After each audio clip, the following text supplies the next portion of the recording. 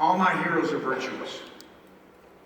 They believe in moral virtue and cleanliness, and they understand that that leads to strength of character, peace of mind, peace of heart, and happiness in life. And all my heroes are virtuous and happy. Because if you do, you live right, you make good decisions, you treat people right, you will, in great measure, find happiness in your life. That doesn't mean you won't have adversity still. Life has adversity. But all my heroes are virtuous and happy. They have that understanding. 2, all my heroes are dreamers.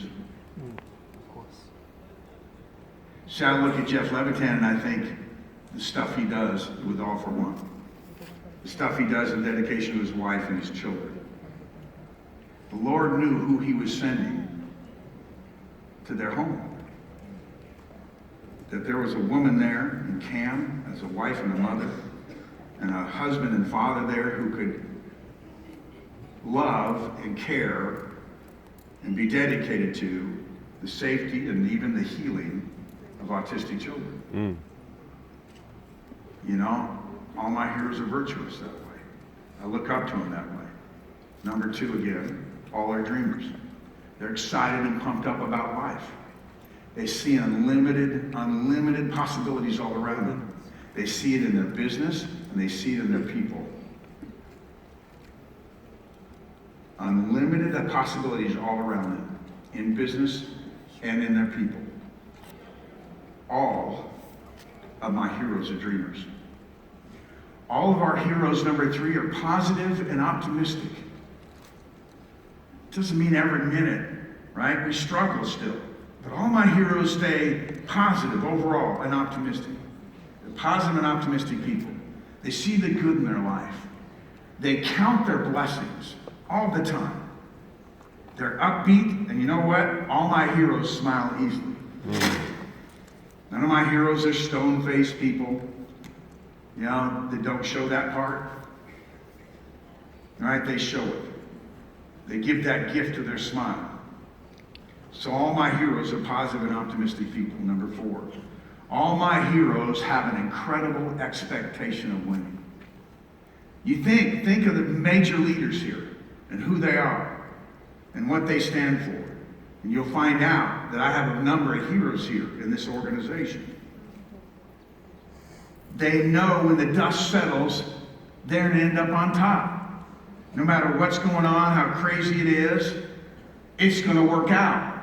For these people, for my heroes, there is no failure. There's no failure. Just learning and growing.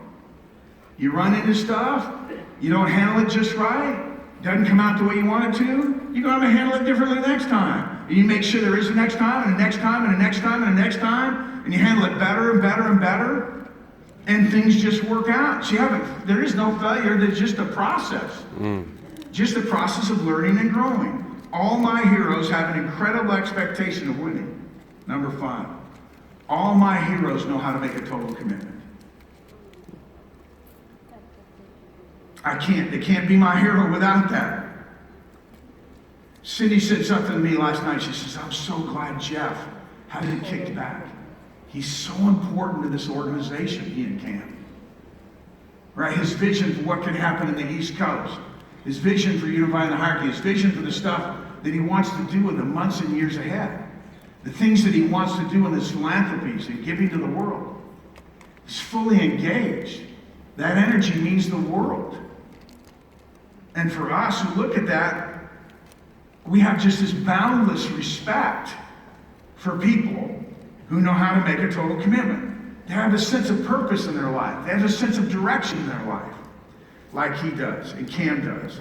And they know how to sell out, and they know how to go all in. I'm not a poker player. I kind of share with some of you my feeling about gambling. I believe gambling breeds weakness. I don't mean you're goofing around a little bit with a slot machine, or right, you throw a couple bucks and you watch it disappear on a crap table or some such nonsense like that. But where you literally try and win through getting lucky, that just breeds weakness in us, right? We're not victims. We're not sitting around waiting for it to be done to us, right? Did I talk to you about being a victim? No. What do you mean no? Somebody said no. I'll go back and give that to you again if you want. I'll go over, but we'll make sure that you don't be a victim, right? I'm not scratching off something on a state lottery, hoping that's how I'm going to win. And we're going to go recruit the next person, and then the next person, and then the next person. We're going to do a prospect list. We're going to get in the field. We're going to invite some of these people down, and we're going to build a business, right? The leaders you look up to, your heroes, you got to know they know how to go all in. That's the only thing I like about poker. Is that every once in a while, and how did poker get to ESPN, by the way? I still haven't figured that out. Just exactly what part of sport is that, right? But at least a couple times I've watched, you know, and because it fascinates me, the percentages, you know, this guy's got 86% chance of winning, this guy's got 14%, and the guy shoves it all in there, and they go all in, and it's all or nothing at that point, right? That's the part I get. That's the part that I understand. All my heroes have the capacity to go all in. Number 6, they all know how to pay the price. They have an unbelievable work ethic. Unbelievable work ethic. They're mentally tough. So think about that. Let's go through them quick. What was number 1? All my heroes are what? All my heroes do what? Dream, right? Come on, all you participate. You can do this. Number 3, all my heroes are? That's right, positive and optimistic people. Number 4, were all my heroes? Incredible expectation of winning. For number 5, all my heroes? Know how to make a total commitment. And all my heroes know how to pay the price. And number 7, the most impressive thing of all ties right back to virtue at number 1, all my heroes have their life in order. That doesn't mean any of them have it perfect. There's no such thing as perfect balance. If there is, it lasts about 3 seconds on its way to becoming slightly out of balance. Things have their seasons, right? And you've got to devote yourself to them. I wanted to be down here a little bit this morning, but my bishop responsibility jumped up in the church. I had a young sister that all of a sudden was being evicted from an apartment. I had to get her in a place where she was going to be homeless, living out of a car that she doesn't need to be living in. Beautiful girl, just struggling financially. And I had to make arrangements and call some people and call a landlord and do all that stuff, and I got more follow-up to do on that, right? And then there were some other things we had to do, right? And then I got down here. Cindy and I got down here. But you got to have your life in order. You have true success in life. You guys, true success in life and in business, you got to have your priorities in order. You're not going to be fun enough, not going to be happy enough, not going to be strong enough otherwise. You got to be committed to reasonable balance. That's why I believe it's faith, family, and business.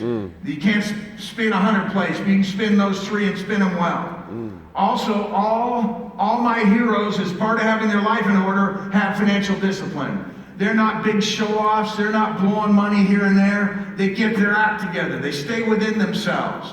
They understand the difference between needs and wants. They're not driven by this desire to show off and have people be impressed by the wrong things. Don't impress people with the stuff you buy. Impress them with the person, the man or woman that you are. You hear me? Impress them with the man or woman that you are. That's the only thing that'll last. That's the only thing that'll really pay off in business. And all my heroes, as part of having their life in order, have a really good marriage, and they have a good family life. When I look at that, I'm awestruck. There's so many examples of good things that way, and so many examples of people who've forgotten that. All right, but I want you to be one of my heroes. And there are a bunch of people in this room right now. When I measure you against these 7 things, I'm pretty impressed. And I want you to join us at the top of this company. It's not crowded at the top. We got lots of room. One of the truly great strengths of this company is we all start at the bottom. Jeff was a training rep. Greg Krapp was a training rep. Fredo Barber's a training rep. The Bohoviaks were training reps, and I remember when that was. I remember when Marcy was sitting in back, looking like that. Her mother dragged her to a meeting. She didn't want to go. Look at them now. I remember when Cindy and I were training reps. We all started at the bottom. The old way of saying it, we all started on the loading dock. And then we worked our way up. There are no pansies in our leadership team. Everybody had to earn it. There may be a couple of Stanford graduates we didn't weed out, but they had to start at the bottom. They had to work their way up. You come to me and say, I'm a Harvard MBA. I graduated top of my class. What contract do I get to start at? Training rep is where you get to start at. Does that degree, that might mean something in corporate America. It doesn't mean jack in the entrepreneurial world. You got to do it. You got to step up. That's probably a handicap that you have that. You think you deserve something. You already got a spirit of entitlement by asking me. So I might make double up the requirements for you just to see if you got what it takes. You guys, all of you are working your way up from the bottom. Yeah. You're building something yourself. Sure, you got some help around you. Your team's going to help lift you. But the reality is, you had to grow. You had to make these commitments. You had to step up to becoming a better person, right? You had to be willing to fight for it. And I'm proud of you for it. I love being in business with you for it. And I love you for it. Thanks for letting me hang out. Wow.